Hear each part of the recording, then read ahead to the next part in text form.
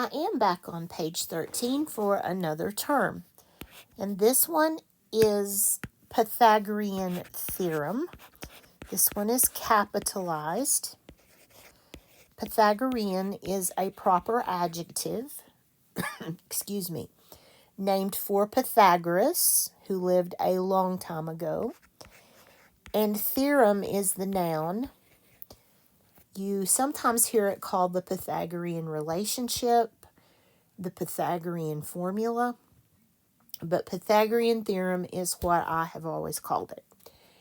And the theorem is literally a squared plus b squared equals c squared.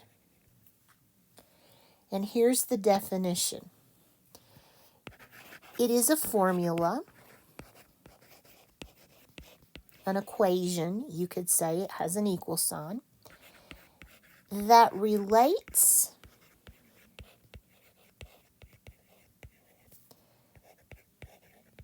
the three sides of a right triangle.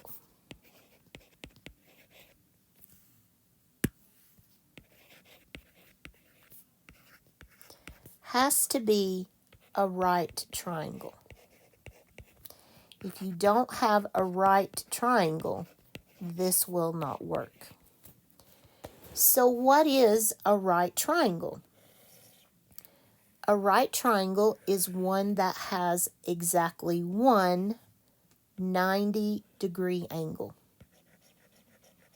Straight up, straight out, 90 degrees.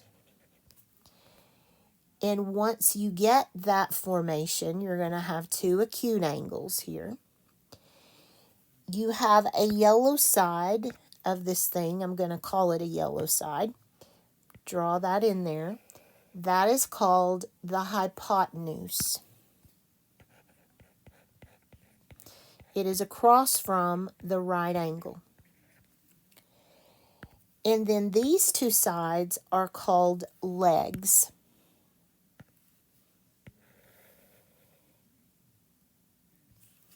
So these that are connected to the right angle are the legs.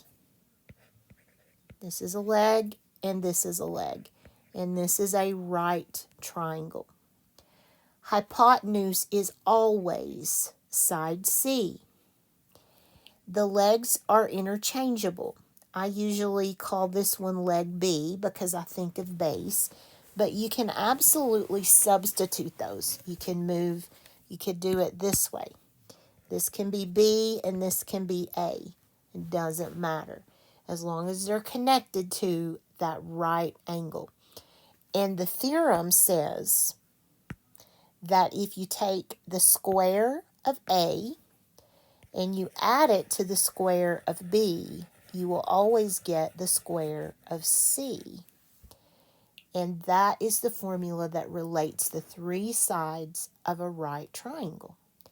And in the exercises, we're going to learn how to use that formula.